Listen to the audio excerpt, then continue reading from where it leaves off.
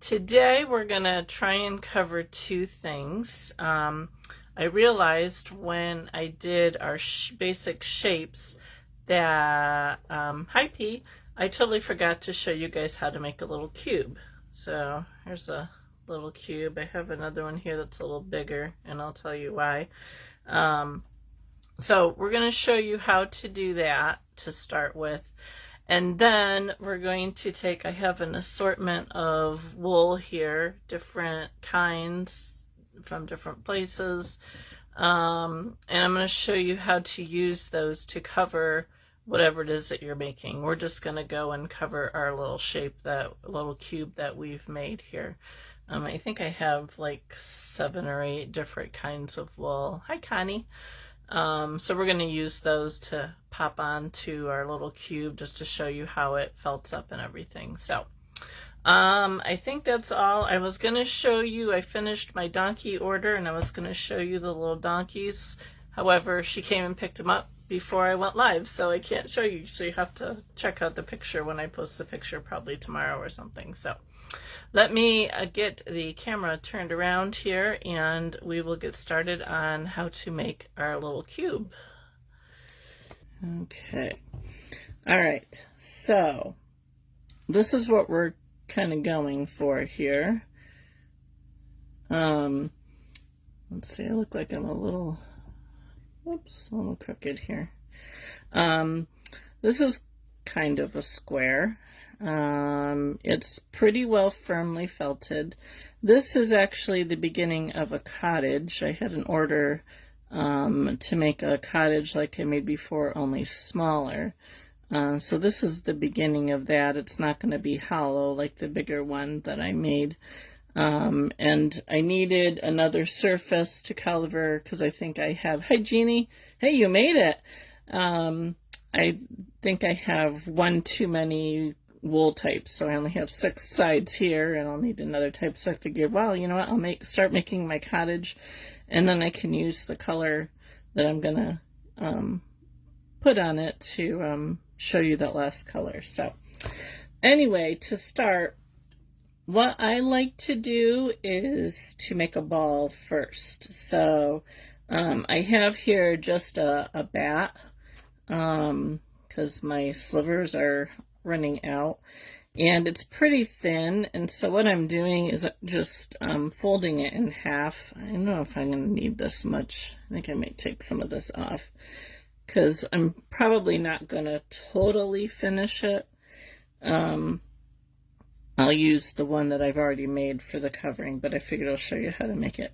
So what I'm going to do is I'm going to roll this into a ball, and because it's a pretty long piece, sometimes it helps if, as you're going along, if you just kind of stab it to hold it in place a little bit. When you're working with smaller ones, it's not quite so much of a big deal, but when you have a bigger piece like this, sometimes it helps to tack it down as you're working. Hi Sheila, welcome. Okay, I need to move my mat up here a little bit. So I'm trying to keep it fairly round. And I'm trying to roll it pretty tightly so it's the less felting I have to do. Now you can make your cube any size just by adding more layers. The one that I started here for the next cottage, I've added quite a few layers to it to get the size. I cut out just a piece of paper the size that I wanted to make it, and I've just been kind of building it up to get to that size. So I'm using a 36 triangle here just to get it held down. And then I'm probably going to go to my clover tool.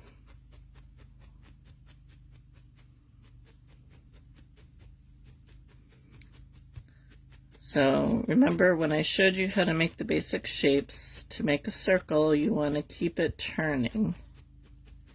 Now we are going to flatten the edges out, but to start I do kind of want a ball. So it's just easier to turn it into a cube shape. All right, I'm gonna switch over to, I'm gonna find the right one here. I have two 38 triangles in my pen tool here just to make it go a little bit faster. And we're gonna try and get it to a pretty good ball shape here.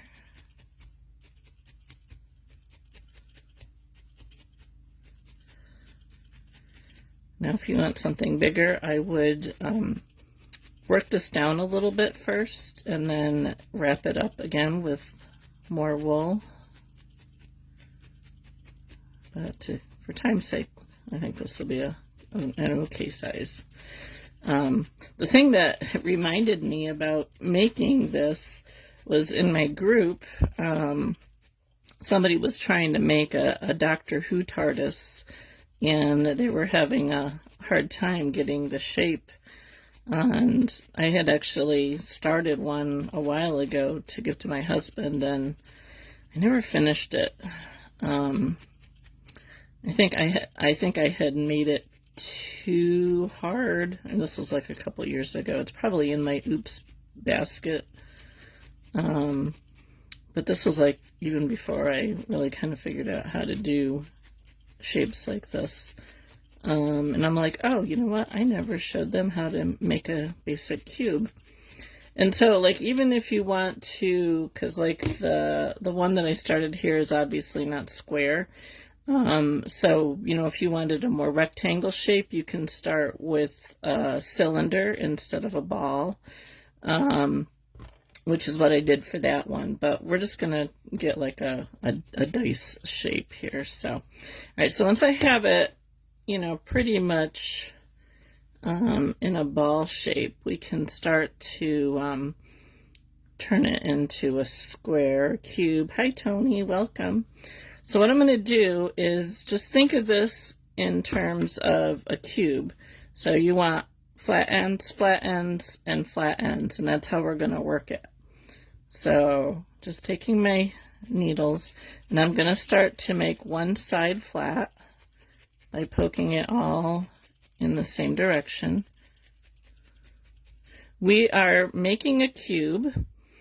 I forgot to show you how to do that in our shapes video. So we're doing that, and then I'm going to show you how to put on a top coat using different kinds of wool, because they all tend to go on a little bit differently. So that is what we're up to today. So I got one side flat, if you can see that. Now I'm going to flip it over and do the other side.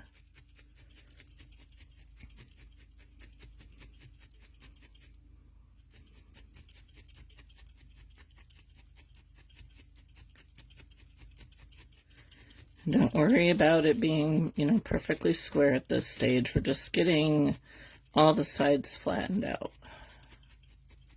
Okay, so I have two sides flat. Okay, so now I'm going to turn it and do the third side. Again, just work it across. Now you got to be careful when you're doing these, because, you know, you don't have a lot of room here for holding it, so just be careful that you don't stab yourself. When you get like over in this area, I tend to move my fingers so it's not in the way, or put on your finger guards.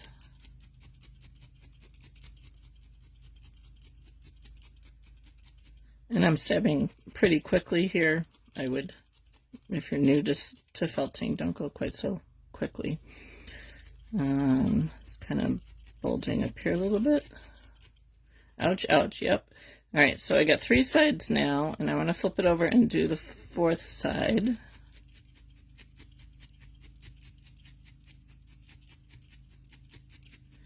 Sometimes it helps to work like down the bottom and then turn it around and work the other side so your fingers aren't in the way. Okay, so it looks kind of wonky. That's okay. All right. So we kind of have four sides, so now we're going to do the ends.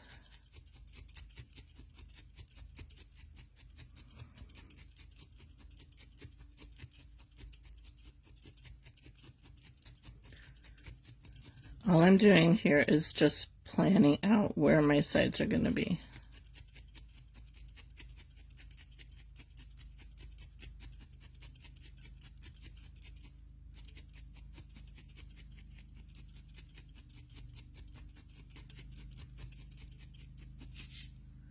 Okay, now, once I have where my sides are going to be, I like to use my hand and form it into my cube shape. It's kind of amazing how just by squishing it in your hand, you can get it closer to that cube shape. And you can do this if you're making a long one, you can do the exact same thing. Roll your wool up as a long cylinder, and then do the same thing. Start to flatten out your sides. Sorry, Sunny's being loud. And it would just be longer. Okay, now I'm going to switch over to my 240 spiral needles because it's starting to get a little firm. And what I'm going to do is I'm just going to keep going over these sides.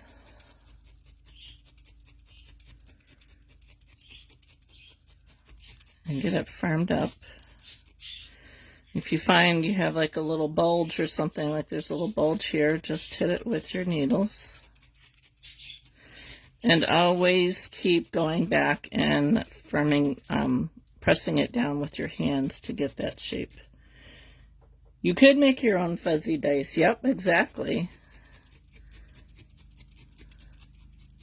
Definitely could make your own fuzzy dice. I actually thought about making like a, oh, you know, those, like, I don't know if they have 12 sides or something like that, because my kids all play Dungeons and Dragons on Friday night at my daughter's house, and I thought about making them like a 12-sided dice or something like that. That would take a little bit of figuring out. And you just kind of keep working it. If you find an area that's not quite square, just build it some more. And always go back to working it with your hands, because that's what really gets you the shape, by pushing it with your hands. So that's basically how you make a cube. So I would just keep working it, just keep kind of going back and forth.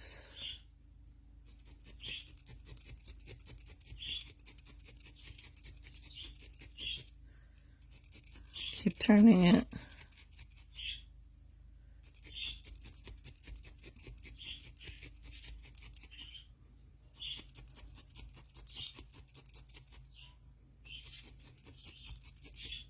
Okay, so you just keep working it. I'm going to stop here so we can start working on our colors.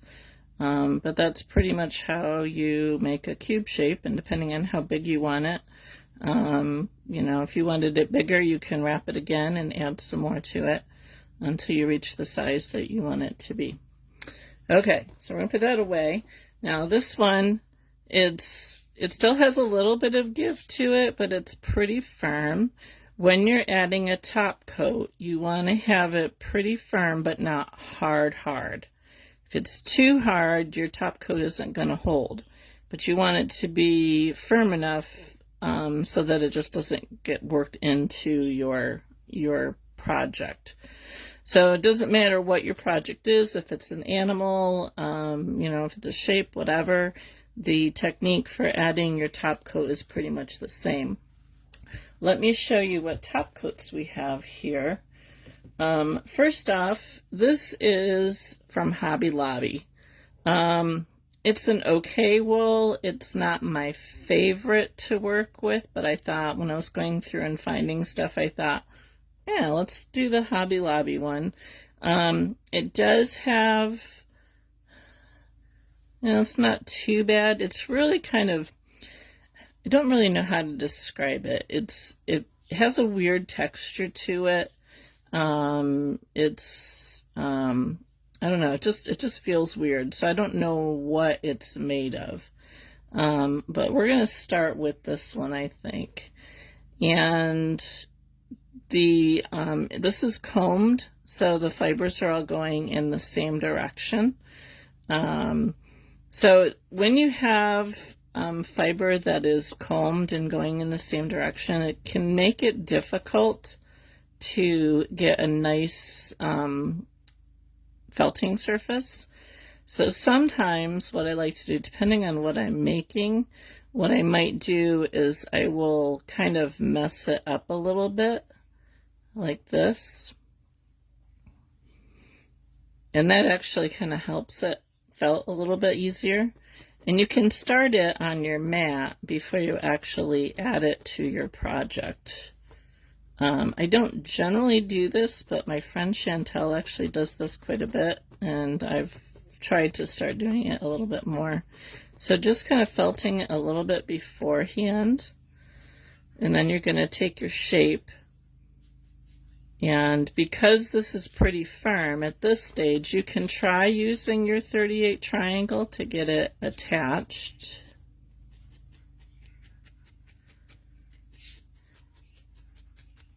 And because it's a bigger needle, you'll see that you can see the holes in it.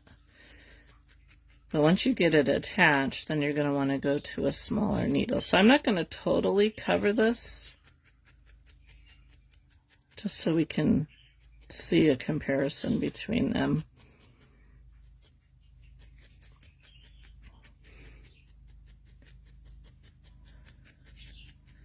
And then once you have it on pretty good with your bigger needle, you can go down to a smaller needle. Sunny has been quite the character today. She's been like climbing up her cage, hanging upside down. But of course, if I pull my phone out to film her, she stops.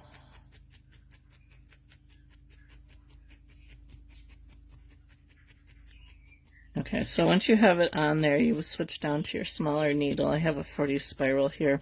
You can always use your clover pen tool as well. And I'm just going to go across it.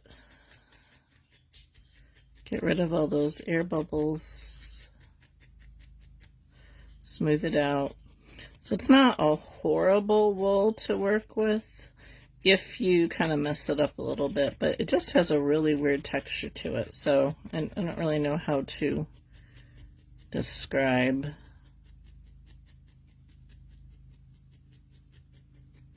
So I don't know if it's just the whatever the wool combinations that they used in it. It says it's 100% wool if I remember correctly, but it just wasn't the kind of wool that I'm used to working with.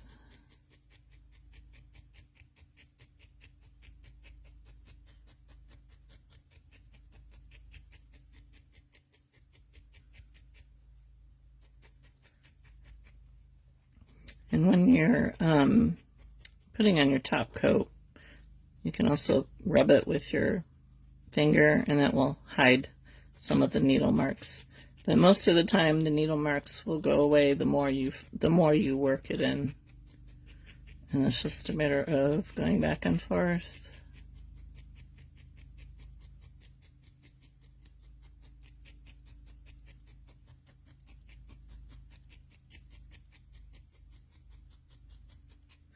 Okay, now it's not totally filled in. I would probably add a little bit more. There's some white showing through there, but if I rub it, you can see that. Okay, so that was the Hobby Lobby wool. Not my favorite. I only use it if I absolutely have to. The only reason I have it was because we were traveling once. I was making some snowmen in the car, and I forgot to bring orange, and I'm like, how am I going to make noses without orange? So I stopped at Hobby Lobby just to see what they had, and of course I couldn't just buy orange. I had to buy like a 6-pack, so that's how I ended up with Hobby Lobby wool. Otherwise I probably would not have it still. Okay, next wool. So I really like to use, well, before I do that, let's go with, if you bought a kit on Amazon, you probably got a whole bunch of these little packages of wool. And this is what I started with when I first started needle felting, because, I didn't really know any better.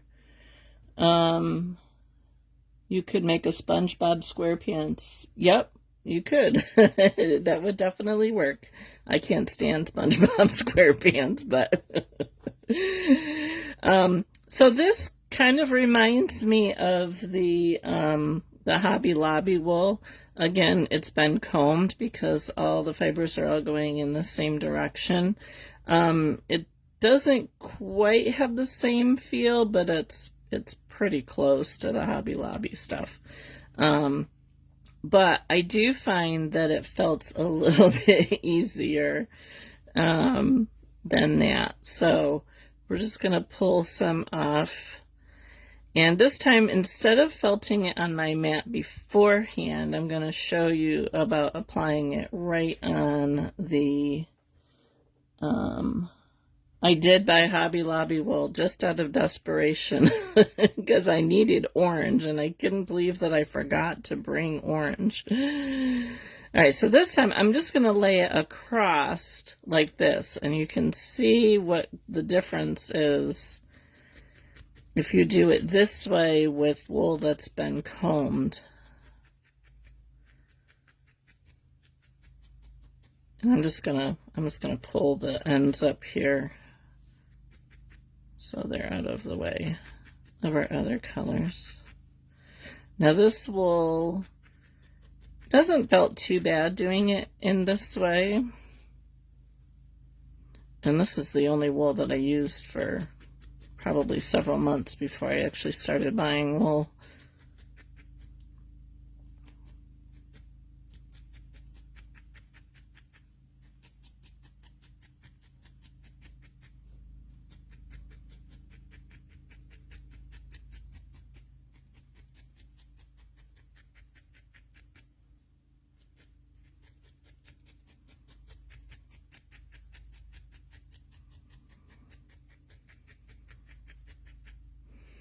The coarser your wool, the easier it is to felt.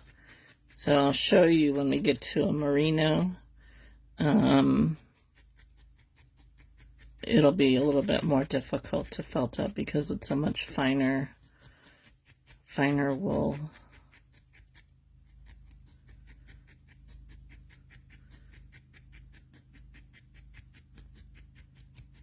So again, I just keep going with my 38 until I have it pretty well attached, and then switch down to my 40 spiral. You could go even a 42 needle for even a more smoother work if you want to, but I find the 40 spiral usually works pretty good.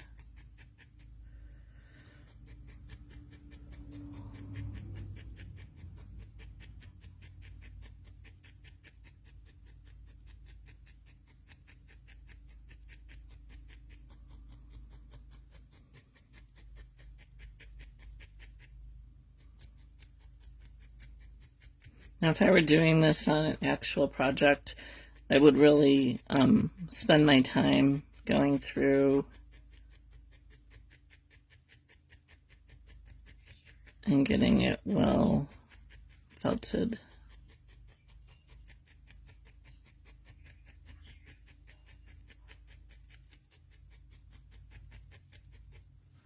Again, you can rub it with your thumb. Kind of get rid of the, usually just in handling it, any kind of needle marks there are will usually just disappear as you're working on it. So I don't tend to worry about needle marks. Some people get obsessive over it, but just by handling it, they just kind of smooth out. So that was a little bit easier to work with than the Hobby Lobby wool. So that's the Amazon, if you get the little Amazon package wool. All right, next let's go with this. So this wool, I do not remember what it is. When I made a kit a couple years ago, the woman that I purchased from, Gray Fox Felting, this was what she had. So this is, again, it's been combed, but it could be Corriedale. But it's a more carded wool. The fibers are a lot shorter. So if I pull it apart here, you can see the, it's just, I don't know how to describe it. I know there's actual terms for that, but I don't remember what they are. But the wool isn't quite as straight. It's kind of, you know, kind of zigzaggy, and I think that's the type of wool that it is. So this fiber, this works pretty well. It's not my favorite to use, but it still felts up pretty good. And again, I'm just going to put it on here and not pre-felt it on my mat. Get a little bit more here.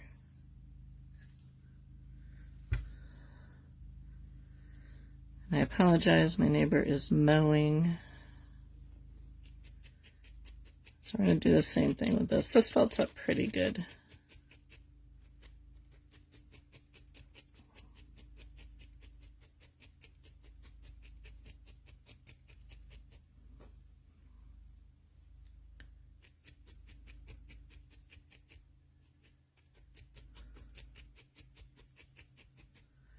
This one, if you can see in the camera, has the colors in it aren't like thoroughly mixed in, so you get a variegated color.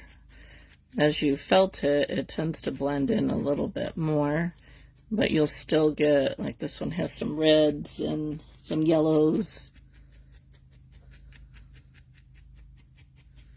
I should have popped onto her site to see what breed this is. Pretty sure that it's a Corriedale though, but they've mixed it with a few other colors. Instead of just dyeing it all one color, like this is all one color, this has been mixed, a few colors mixed together.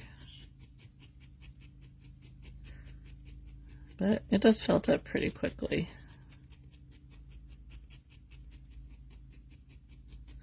So whenever you're looking for wool to use as your top coat, go with something that has been carded. Over just, each company kind of words it differently.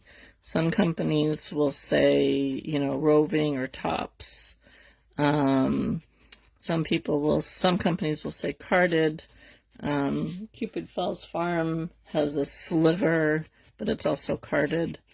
Anything that's been combed is usually a bit harder to work with.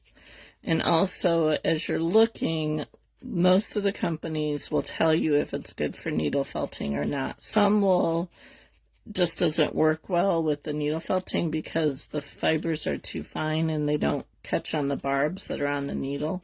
So your needle is just going to go right through them. And each wool felts differently. So it's a lot of trial and error. Some wool is better for wet felting instead of needle felting. Some wool is just better for spinning. So just look at the wool and they will tell you whether it's good for needle felting or wet felting or whatever. So I knew none of this when I first started. Okay, so there's that one. That one's pretty good. Okay, what do we got next here? Let's try, so this, I believe, is a Merino tops. So it's super soft. A Merino is really, really soft. And in this form, it's really hard to cover like this. Usually when you have a Merino tops like this, it's better for doing like long hair on an animal or something. Just because it's such a fine fiber, it makes it hard, but you can still use it. It's not impossible to use, but I don't know if you can see how light that is. Really, really floofy. If I compare it to the one that we just used, you can see the difference there between them. This is just so much softer this is a lot more coarse. So it's kind of very, very interesting, the different kind of wool. So now you can put this on and felt it, but because it's so fine, it takes a lot more time. And I'm just breaking this down into smaller pieces here.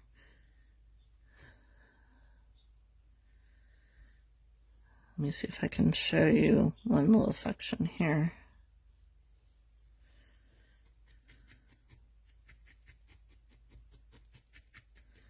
So you can do it. The Merino isn't a bad needle felting wool.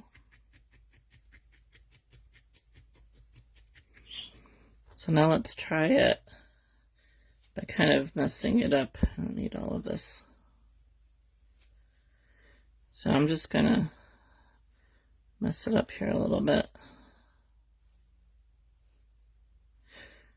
Now, depending on what you're doing, sometimes you don't want to do this because it might look a little weird when you put it on. Sometimes it just is better to lay it out flat.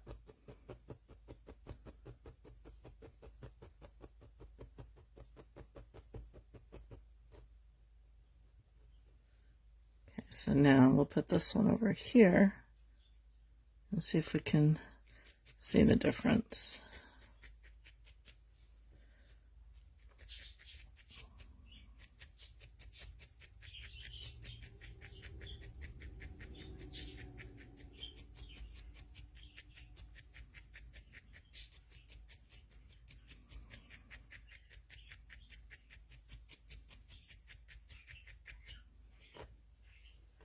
Switch over to my 40 spiral.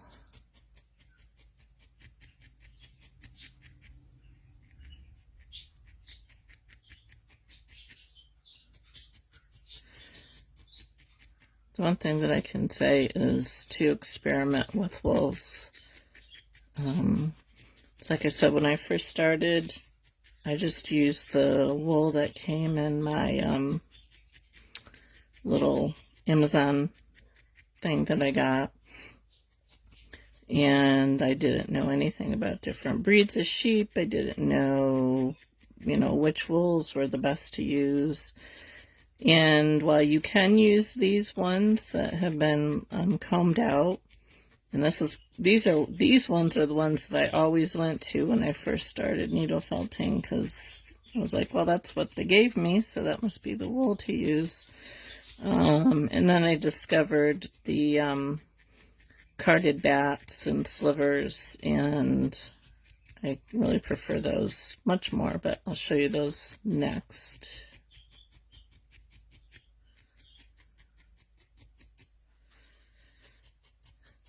So the Merino definitely takes longer.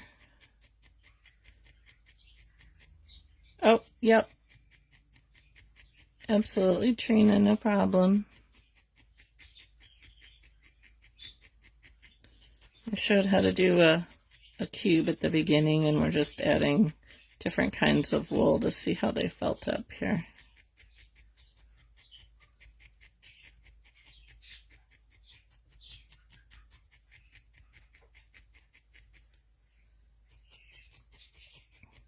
So I don't know if you can see how this one that I messed up and pre-felted a little bit is looking a lot smoother than this one here, because with the Merino and the fact that it was all going in one direction, it's a little bit harder for the needle to grab, the barbs in the needle to grab those fibers. Whereas over here, where we messed it up a little bit, it grabs the needle grabs the fibers a little bit easier. But it depends on the look you're looking for. If you're doing an animal and you want it to look like fur going in one direction, then I would lay it on this way. It'll just take you a little bit longer. And you can smooth it out. And these aren't by any means totally done. I would totally spend a lot more time on these and get a lot smoother finish on them. But it's really good to experiment with different wools, to do something like this, you know, make a shape and get some different wools and just put them on and see how they work. And then when you're doing a project, you'll like, oh, well, that wool isn't going to work for what I want it to do. Let's try something else. So, all right, so now let's try some bats. This first one I'm going to use is one of my favorites. I like to use Cupid Falls Farms slivers. I've heard it said both ways, so I'm not sure what is the correct way of saying it. But this is carded, and you can kind of see the fibers are all going in all different directions, which really helps when you're felting, which is why I really like using this, because it felts up really fast. Now, one thing that I have noticed with their wools that are made up of different colors, sometimes you don't get as smooth of a finish as you do with the solid colors like this. They have an animal, I don't know what you call it, packet that you can get where the wool is kind of a combination of like different browns and stuff like that. And sometimes when I'm working with those, the fibers are just really harder to get a good smooth surface. You can, it just takes a little bit more work. Whereas their solid colors tend to felt down a little bit quicker. And because the fibers are all going in different directions, it grabs the barbs on the needle can grab it a whole lot quicker. And I didn't know anything about bats or anything like that when I first started needle felting, and now that I have started working more with, you know, your bats, or in this case the sliver. The bats are usually a sheet. I'll show you the bat in a minute. That's what we did, the core wool that we used to make the shape as a bat. So it's like in a sheet, and then this is still carded, but they pull it off and kind of make it into a rope type. See how it's like in a rope type shape here. But they're both carded, so, and not combed. Where a lot of time your merino might be combed. But you can see this is felting up a lot faster than the other ones. And this is Corriedale. I really like Corriedale because it's one of those breeds that needle felt really, really good. I haven't experimented with too many breeds. I've used Corriedale, and I've used Merino, and I've used blue face Leicester. I think that's how you say it. But only with core for the blue faced. I haven't used any colored. Well, I might have. Liongate Farm sells some, and I might have gotten some from her, but I don't remember. So this, if I were to time it, that went a whole lot faster than the other ones that we did.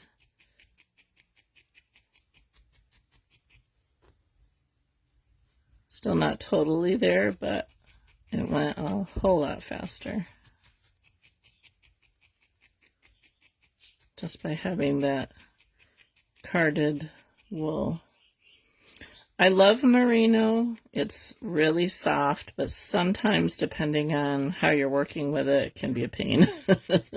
The last one I'm going to show you is I'm going to show a merino bat. That's not too bad to work with. But using, you know, the orange that we did here, it takes a lot more time. That's the whole problem with the merino, is it just takes so much more time to get a nice smooth finish. Okay, next we're going to use, this is a bat. This is from Felted Sky. And again, the bats come like a sheet. Let me see if it tells me what this is. All it says is U.S. wool. It doesn't say what the breed is, so it could be a combination. Sometimes they combine different wools. So it could be a combination of different wool. And other than the fact that it's all U.S. wool, it doesn't tell us much. I'm kind of thinking it could be a Corriedale, or it could be a Corriedale combo with maybe a Merino. I'm pretty sure that Cupid or the Living Felt sells like a few combinations of wool. But so you can see, in this case, all the fibers are going every which way. There's like no, going in one direction or anything. They're all in all sorts of ways. So I'm going to pull some of this off here. And this will felt up really quickly, just like the last one that we did, because it's basically the same type of process, except this one is in a sheet and the other one is into a rope type, or roving is what it would be called.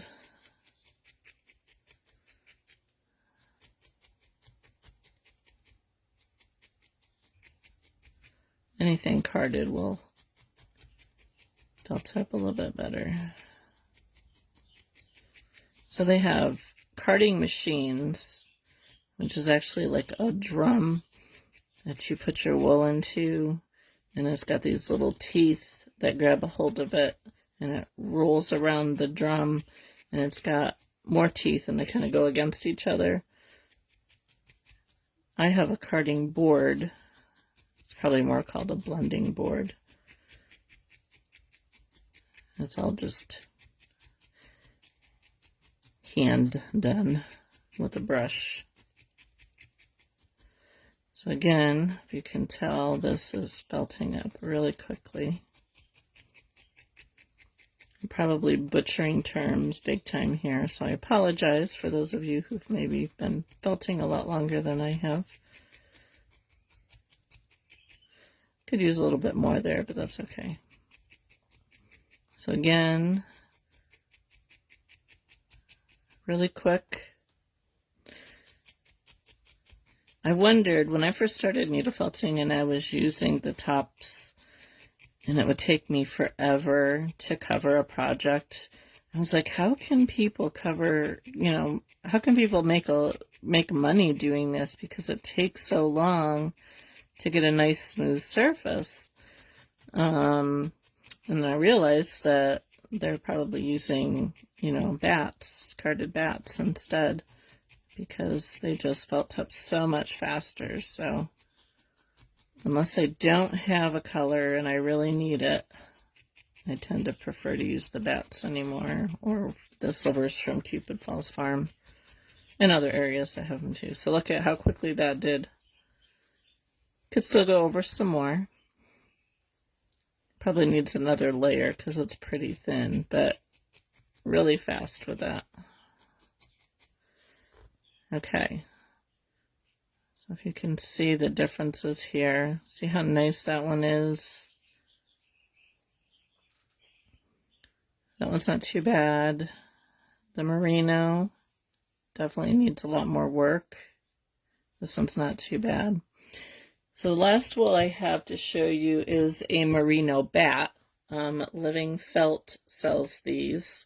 Other companies might too. That's the only one. This is the only Merino bat that I have gotten. I want to use my other shape here. Really, really soft. It comes in a big sheet. This is just a section of it, but it comes in a really big sheet like the Felted Sky does. Now this felts up okay. It doesn't felt up as quickly as what I did the last one that I did, but it's not bad being in a bat form, because again, the fibers are all going in different directions. If I can pull it apart here a little bit, you can see how the fibers are all going in different directions.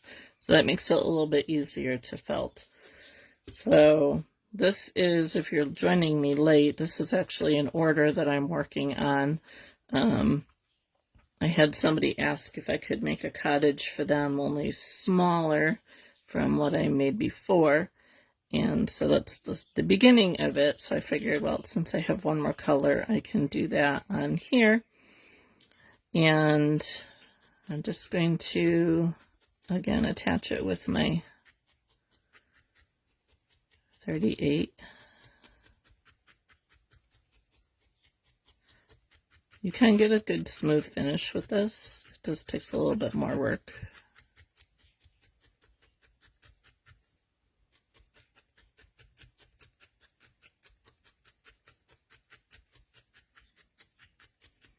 So if you're in need of felter, what's your favorite wool to work with? Now, Tony said she likes Merino.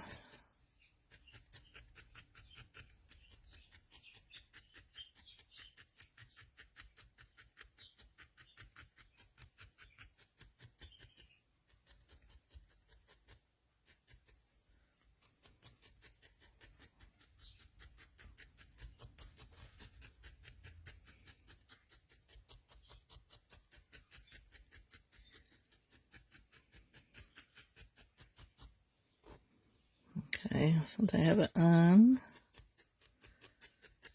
let's see how long it takes us to get a nice smooth finish here. Actually, what I'll do is I'm going to switch over to my 40 spiral needles. So make it go a little bit faster. If you don't have a pen tool like this, you can actually take 2 needles and rubber band them together and hold them. I'm not a fan of that, doing that. I'll either just use 1 needle or I'll use the pen tool.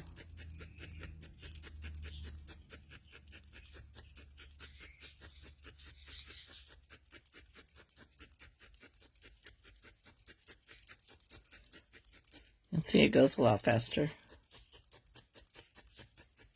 The only problem with using the pen tool with 2 in it is that it will start to get harder to go in the into your project. So if you have a 42, you can switch over to that. Yep. I hear you, P. I'm the same way. It does, I mean, the Merino does give you a really nice soft finish, but it just takes, you know, a bit longer to work with. So this is doing pretty quickly with the 2 needles. It definitely would have taken a lot longer with a single needle. But I still feel sometimes that you still have to go over it with a single needle.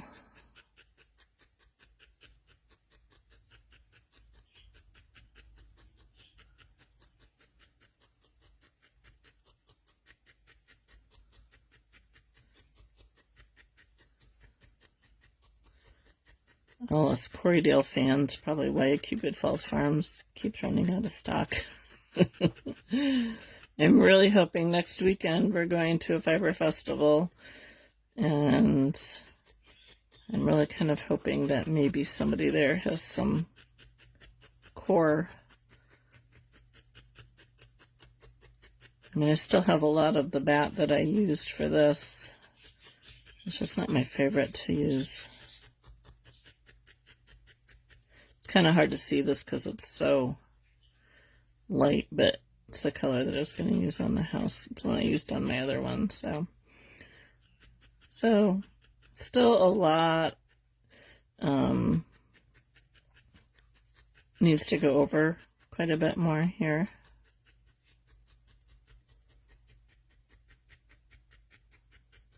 And obviously it's going to take a little bit longer than the other ones because it's a bigger surface, but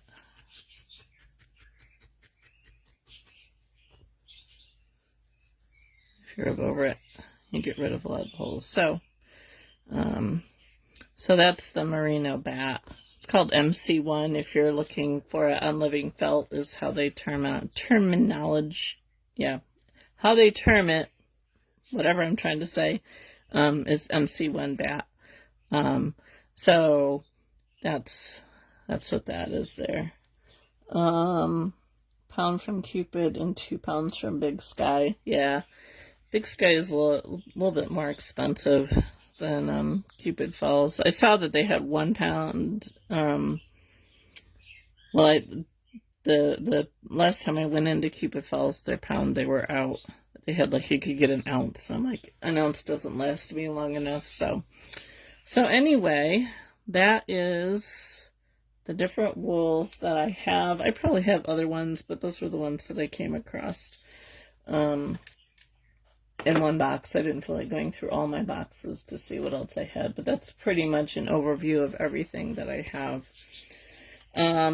But yeah, so when you're adding your top coat, it's best to, add, and then start with your bigger needle, and then go down to your smaller needle, and you can even go, 40 spiral. I have, these are 40, I think these are 42 triangles. They're even a little bit smaller, and that'll give you even an even smoother surface.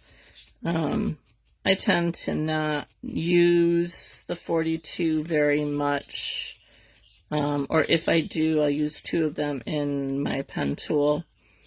I find that the 40 spiral works pretty good, but, these all work. It's just a matter of some of them work quicker than other ones.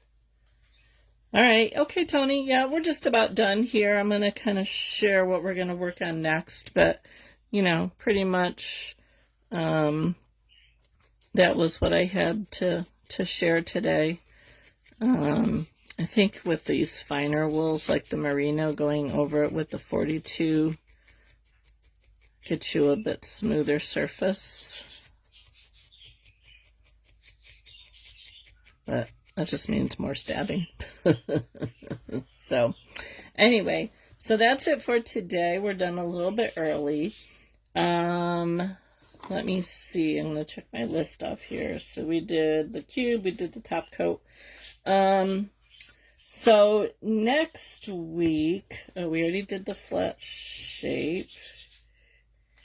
I'm debating next week if I want to do... I want to do a bowl shape. And I want to do mixing colors. Let me see here. So depending on, we might be able to do both of those next week. I'll show you a couple ways of mixing colors. I don't mix colors a lot. I do tend to try and buy the color that I'm looking for, but sometimes you just can't find that one color, and it's good to know how to mix different colors. I actually had to mix, colors for my donkeys that I did, because I didn't quite have the right color that I wanted to use for the mane. So I mixed a couple colors for that. So I'll show you how to do that. So we'll plan on that, mixing colors and doing a bowl shape next week. So I think that's it for today. My son has been calling me here while I've been working, so I need to call him back and see what's up with him. Probably my granddaughter wants to talk is probably what it is. So they tried to video chat with me earlier this morning when I was on my membership live, and I had to tell her I was just getting ready to go on, so I couldn't chat. And then I tried to call her back and they didn't answer. So but yeah, so that's it for today. Thanks for watching. And we'll see you next week. Have a wonderful weekend.